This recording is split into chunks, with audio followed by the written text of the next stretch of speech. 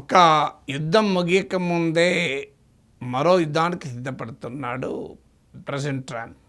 ఒక దురాక్రమణ ముగియక ముందే మరో దురాక్రమణకు రంగం సిద్ధం చేస్తున్నాడు.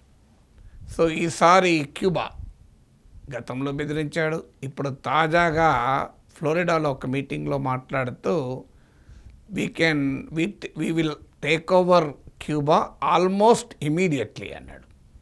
అంటే వెంటనే మేము క్యూబాను స్వాధీనం చేసుకుంటాం అంటూ మాట్లాడుతున్నాడు. మీరు చూడండి ఏమంటున్నాడు Trump. An architect who's really talented, has done a lot of work for him. He's got a flair, a beautiful Hispanic flair in particular. And he comes from originally a place called Cuba, which we will be taking over almost immediately. Now, Cuba's got problems. We'll finish one first. I like to finish a job. On the way back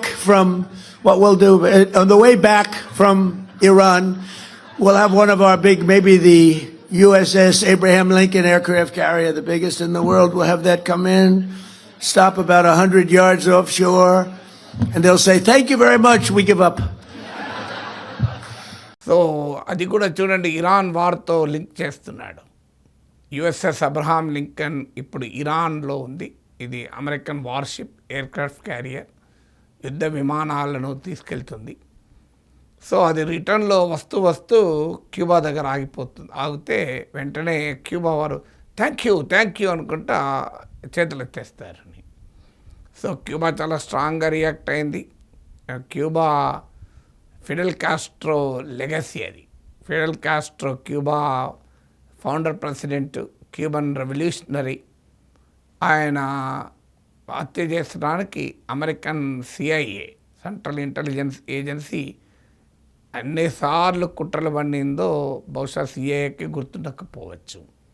కానీ క్యూబాను దశాబ్దాలుగా తీవ్ర దిగ్బంధనం, economic blockade, ఇప్పుడు కొత్తగా Iran naval బ్లాకేడు మనం కొద్ది రోజుల నుంచి చూస్తున్నాం. ఎంత గందరగోళం క్రియేట్ చేసిందో. క్యూబా బ్లాకేడ్ కొన్ని డికేడ్స్గా నడుస్తోంది. ట్రంప్ ఇటీవల అధికారంలోకి వచ్చాక ఇంకా పెంచారు. సో క్యూబా ఒక serious energy crisis ఎదుర్కొంటోంది.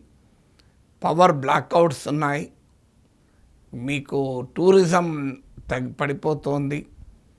Serious energy crisis ఉంటే ఈ మధ్య తాజాగా ట్రంప్ బెదిరింపులను లెక్క చేయకుండా రష్యన్ షిప్ క్యూబాకు చేరుకుంది.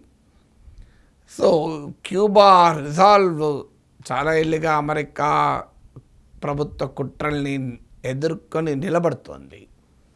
ఫిడెల్ కాస్ట్రో చాలా ఫేమస్ స్టేట్మెంట్ ఉంది. సో మా స్వాతంత్ర పరిరక్షణలో విధి మమ్మల్ని తుది సైనికులుగా నిర్ణయిస్తే మా దేశ స్వేచ్ఛా స్వతంత్రాలను కాపాడుకోవడంలో మా తుది శ్వాస వరకు పోరాడతాం అన్నాడు. సో అందువల్ల ఆ లెగసీ, ఆ ఫ్రీడమ్ లెగసీ క్యూబా రూలర్స్ ఇప్పటికీ కూడా గట్టిగా నిలబడ్డారు. సో వాస్తవంగా వెనిజులా పతనంతో, మదురో పతనంతో క్యూబా క్రైసిస్ తీవ్రమైంది. ఎందుకంటే Venezuela was the biggest oil supplier to Cuba. Cuba Venezuelan సెక్యూరిటీలో తోడ్పడేది. మదురో వ్యక్తిగత భద్రతలో కూడా క్యూబన్ ఆఫీసర్స్ ఉండేవారు. క్యూబా డాక్టర్స్, మెడిసిన్స్ పంపేది. మీకు కరోనా టైంలో కూడా లాటిన్ అమెరికా మొత్తానికి చీప్గా క్యూబన్ వ్యాక్సిన్సే వాళ్ళని కరోనా నుంచి కాపాడాయి. ఆ తర్వాత ఎప్పుడైతే వెనిజులాలో పరిణామాల తర్వాత Cuba lost a very big friend in Nicolas Maduro. ఆ తర్వాత మెక్సికో సప్లై చేసింది. ట్రంప్ మెక్సికోపై కూడా పడ్డాడు. ఫైనల్గా పుటిన్ ఆదుకోవటానికి ముందుకొచ్చాడు. రష్యాను ఏమీ చేయలేకపోయాడు ట్రంప్. సో వాస్తవంగా ఏం చేయబోతున్నాడు ట్రంప్? సో మీకు Marco Rubio, Cuban American foreign minister, is a Cuban origin. వాళ్ళ పేరెంట్స్ క్యూబా నుంచి అమెరికాకు పారిపోయారు. సో అందువల్ల మార్కో రూబియో క్యూబన్ ప్రెసిడెంట్ అవుతాడని కూడా మాట్లాడాడు. సో నిజంగానే క్యూబాను అమెరికా స్వాధీనం చేసుకుంటుందా? ఇంటర్నేషనల్ ఎక్స్పోర్ట్ బహుశా చేసుకోకపోవచ్చనే. ఎందుకంటే వెనిజులా కూడా నేరుగా కైవశం చేసుకోలేదు, స్వాధీనం చేసుకోలేదు. మీకు అక్కడ ప్రెసిడెంట్ నికోలస్ మదురోను అరెస్ట్ చేసి ఇప్పటికీ న్యూయార్క్ జైల్లో పెట్టాడు. కానీ ఆ మదురో దగ్గరే వైస్ ప్రెసిడెంట్గా ఉన్న డెల్సీ రోడ్రిగ్స్ను ప్రెసిడెంట్గా క్యూబాలో ఉన్నారు. అదే పార్టీ ప్రభుత్వం ఉంది. అపోజిషన్ లీడర్స్ ఆశించారు తమను ప్రెసిడెంట్ చేస్తాడేమో ట్రంప్ అని. మెరియా మచాడో అయితే ఏకంగా తనకు వచ్చిన నోబెల్ ప్రైజ్ తీసుకెళ్లి ట్రంప్కు బహుకరించారు. కానీ ఆమెకు పబ్లిక్ సపోర్ట్ లేదని కొట్టిపారేశారు ట్రంప్. సో ట్రంప్ అమెరికా వెనిజులాలో ఉన్నటువంటి అపోజిషన్ భావించింది ఏంటంటే తమకు ట్రంప్ సహకరిస్తాడని. ట్రంప్ ఎందుకు వెనిజులా ప్రజల కొరకు అపోజిషన్ కొరకు పనిచేస్తాడు? అమెరికన్ ఆయిల్ ఇండస్ట్రీ ఇంట్రెస్ట్లు ట్రంప్కు ముఖ్యం. అందువల్ల వెనిజులాలో ఎవరు ప్రభుత్వం ఉండాలి అనేది వెనిజులన్ పీపుల్ దృష్టిలో ఆలోచించాడు. తన ప్రయోజనాలకు నిలబడతాయా లేవా అనేదే క్రైటీరియాగా ఉంటుంది. సో వెనిజులా ప్రభుత్వం కూడా అనివార్యమై కాస్త ట్రంప్తో సహకరించే దూరంలో వ్యవహరిస్తున్నట్టుంది మనుగడ కోసం. సో అందువల్ల ట్రంప్ తన పబ్బం గడుపుకుంటున్నాడు కనుక ఇంకేమీ చేయడం లేదు. ఇరాన్లో ఇలాగే రెజీమ్ చేంజ్ అని రంకలేశాడు. అల్టిమేట్గా ఏమైంది? రెజీమ్ చేంజ్ చేయకపోగా ఇప్పుడు కొత్త పల్లెం అందుకున్నాడు. రెజీమ్ చేంజ్ అనేది అసలు మా కోర్ ఆబ్జెక్టివ్నే కాదు అని ఒకసారి అంటాడు. ఇంకోసారి ఏమో రెజీమ్ చేంజ్ అయిపోయింది ఆల్రెడీ, ఇప్పుడున్న రెజిమ్ చాలా మంచి regime, they are very good professionals అంటూ గుడ్ తాలిబాన్ బ్యాడ్ తాలిబాన్ సిద్ధాంతాన్ని వెళ్ళిస్తున్నాడు. సో ఇప్పుడు క్యూబాలో కూడా ఏం చేస్తాడు అంటే ఇమీడియట్గా మిలిటరీ యాక్షన్ ఉండకపోవచ్చు, మిలిటరీ టేక్ ఓవర్ ఉండకపోవచ్చు. ఎందుకంటే అమెరికాకు తెలుసు క్యూబన్ పీపుల్స్ రిజాల్వ్ ఎంత బలమైందో అని. కానీ క్యూబా ప్రజల నుంచి క్యూబన్ ప్రభుత్వాన్ని దూరం చేసేందుకు ప్రయత్నం చేస్తున్నాడు. ఇరాన్లో కూడా సేమ్ ట్రిక్ వాడారు. వాస్తవంగా ఇరాన్లో కూడా ప్రభుత్వానికి వ్యతిరేకంగా ప్రజలు తిరగబడ్డారు కొన్ని అంశాలపైన. దాన్ని ఆసరాగా తీసుకొని మేము మిలిటరీ యాక్షన్ మొదలు పెడతాం, మీరు టేక్ ఓవర్ చేసుకోండి అని పిలిపించాడు.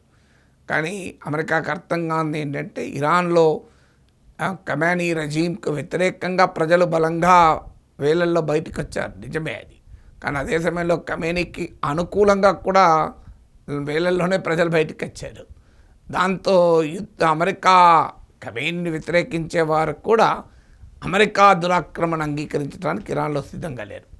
దాంతో అమెరికా దాడితో ఇరాన్ ప్రజలు ఆ ప్రభుత్వంపై అనుకూలంగా ఇంకా గట్టిగా నిలబడ్డారు. అందువల్ల క్యూబాలో కూడా ఆ పరిణామం సంభవించే అవకాశం ఉంది. అందువల్ల మిలిటరీ టేక్ ఓవర్ చేస్తాడా? Well, Trump is unpredictable. Trump ఏమైనా చేయవచ్చు అనే పాయింట్ ఎప్పుడు ఉంటుంది. కానీ స్ట్రాటజిక్ ఎక్స్పర్ట్స్ చెప్పేది బహుశా మిలిటరీ యాక్షన్ ఉండకపోవచ్చని. మరి ఏం చేయాలి అంటే సివియర్ ఎకనామిక్ పెయిన్ ఇంపోజ్ చేసి ఆ ప్రభుత్వాన్ని దిగి వచ్చేలా చేయడం, కాకపోతే ప్రజల నుంచే వ్యతిరేకత ఇచ్చి ప్రభుత్వం పైన ప్రజలు తిరుగుబాటు చేసేలా చేయడం. ఇప్పుడు సరిగ్గా వెనిజులాలో అదే ట్రిక్ మొదట్లో ఫాలో అయ్యాడు, కంప్లీట్ బ్లాకేజ్ చేశాడు. మీకు ఇప్పుడు ఇరాన్లో అదే ఫాలో అవుతున్నాడు. నావెల్ బ్లాకేజ్ చేసి ఇరాన్ పైన సివియర్ ఎకనామిక్ పెయిన్ ఇంపోజ్ చేస్తున్నాడు. సో అందువల్ల క్యూబన్ ఎకానమీ ఇప్పుడు తాజాగా మళ్ళీ కొత్తగా కూడా బ్లాంకెట్ శాంక్షన్స్ పెట్టాడు. ఏ ఫారిన్ కంపెనీస్ కూడా క్యూబాతో ట్రేడ్ చేయకూడదు అని, క్యూబాకి ఏ రకమైన రిలేషన్స్ ఉండకూడదు అని. సో మీకు ఎనర్జీ, ఫైనాన్స్, డిఫెన్స్ ఇలా చాలా అంశాలపైన మళ్ళీ కొత్తగా ఆంక్షలు పెట్టాడు. సో అందువల్ల ఇంత సీవియర్గా ఎకనామిక్ ప్రెషర్ పెట్టి తమకు అనుకూలంగా, అమెరికాకు అనుకూలంగా పొలిటికల్ అండ్ ఎకనామిక్ చేంజెస్ క్యూబాలో రావటానికి అమెరికా ఒత్తిడి చేయొచ్చు. కాదనుకుంటే అక్కడ ప్రజలే ప్రభుత్వం పైన ఇక భరించలేక, ఈ ఎకనామిక్ పెయిన్ భరించలేక, సో ఈ పరిస్థితులను ఎకానమీ దెబ్బతినే వరకు ప్రజలే ప్రభుత్వం పైన తిరుగుబాటు చేయొచ్చు. ఇది బహుశా అమెరికా లక్ష్యాలుగా కనబడుతున్నాయి. ఎందుకంటే ట్రంప్ ఇటీవల ఆమోదించినటువంటి నేషనల్ సెక్యూరిటీ పాలసీలో క్లియర్గా హెమిస్ఫియరల్ డామినేషన్ అనే ఒక సిద్ధాంతం చేశారు. ఈవెన్ వెనిజులా పైన మదరో అటాక్, కిడ్నాప్ చేసినప్పుడు కూడా ఇదే మాట చెప్పాడు.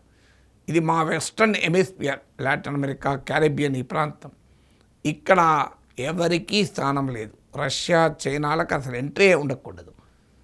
అందువల్ల అమెరికాకు ఎదురు చెప్పే పొలిటికల్ రెజీమ్ ఉండకూడదు. Complete America political and economic కంట్రోల్లో ఈ ప్రాంతమంతా ఉండాలి అనేది ట్రంప్ విధానం. ప్రపంచాధిపత్యంతో పాటు ఈ హెమిస్పియరల్ డామినేషన్ తన ఇలాకాలో ఎవరు దగ్గరికి కూడా రావద్దు. ఎందుకంటే Russia Cuba, China Cuba relations ఉన్నాయి. వెనుజులాతో రష్యా చైనాకు బలమైన రిలేషన్స్ ఉన్నాయి. వెనుజులాకు China was the largest trading partner. ఆ మాటకొస్తే సెవరల్ లాటిన్ అమెరికన్ కంట్రీస్కు China number 1 or number 2 trading partner. రష్యాకు వెనుజులాకు మధ్య డిఫెన్స్ టైస్ కూడా ఉండే. అందువల్ల రష్యా చైనా తన హెమిస్పియర్లోకి ఎంటర్ కాకూడదు. కానీ అమెరికా మాత్రం అంతటా ఎంటర్ అవుతుంది. రష్యాకున్న పక్కనే ఉన్న యుక్రెయిన్కు అండగా ఉంటుంది. రష్యా నైబర్స్ అందరినీ దగ్గర తీసుకుంటుంది. రష్యాకు నైబర్స్గా ఉన్నటువంటి ఫిన్లాండ్, స్వీడన్లను నాటోలో చేర్చుకుంటుంది. రష్యా పొలిమేరల దాకా నాటోను విస్తరిస్తుంది. అలాగే మీకు చైనాలో సౌత్ చైనా సీలో తిష్ట వేసుకుంటుంది. చైనాకు వ్యతిరేకంగా జపాన్, ఆస్ట్రేలియా, ఇండియాలతో పాటు క్వాడ్ నిర్మిస్తుంది. చైనా పక్కనే ఉన్నటువంటి ఫిలిప్పీన్స్లో మిలిటరీ బేస్లు కలిగి ఉంటుంది. జపాన్లో ఒకినావాలో మిలిటరీ బేస్ కలిగి ఉంటుంది. సో అక్కడ మాత్రం అంటే ప్రపంచంలో వారి రష్యా చైనా ఇలాకాలో కూడా తనదే ఆధిపత్యం ఉండాలి. తన దగ్గరలో మాత్రం ఇంకెవరు ఉండకూడదు. అమెరికా ఇన్ఫ్లుయెన్స్ ఉన్న ఈ ప్రాంతంలో ప్రజలు స్వేచ్ఛగా తమ రాజకీయ నాయకత్వాన్ని ఎన్నుకోకూడదు. అమెరికా యాక్సెప్ట్ చేసిన పొలిటికల్ లీడర్షిప్ని ఎన్నుకోవాలి. అమెరికా వ్యతిరేకించిన పొలిటికల్ లీడర్షిప్ రిజెక్ట్ చేయాలి. అమెరికాకు ఉపయోగపడే ఎకనామిక్ పాలసీస్ చేపట్టాలి. అమెరికాకు నష్టం కలిగించే ఏ ఎకనామిక్ పాలసీ ఉండకూడదు. నష్టం పక్క పెట్టి అమెరికాకు ఉపయోగపడింది కూడా ఉండకూడదు. ఇక తమ రిసోర్సెస్ కూడా అమెరికాకే సమర్పయామి ఉండాలి. అందువల్ల వెనుజులా ఆయిల్ పైన తన కంట్రోల్ ఉంటుందని ఇప్పటికే అమెరికా ప్రకటించింది. సో ఈ ప్రాంతంలో కరీబియన్, లాటిన్ అమెరికాలో ఉన్న నేచురల్ రిసోర్సెస్ పై కూడా కంప్లీట్గా అమెరికన్ ఇంట్రెస్ట్లనే సర్వ్ చేయాలి. ఇది ట్రంప్ పాలసీ. అందువల్ల ఏదో క్యూబాలో సోషలిస్ట్ రెజీమ్ ఉంది కనుక ట్రంప్ ఏదో వ్యతిరేకిస్తున్నా అనుకుంటే పొరపాటు.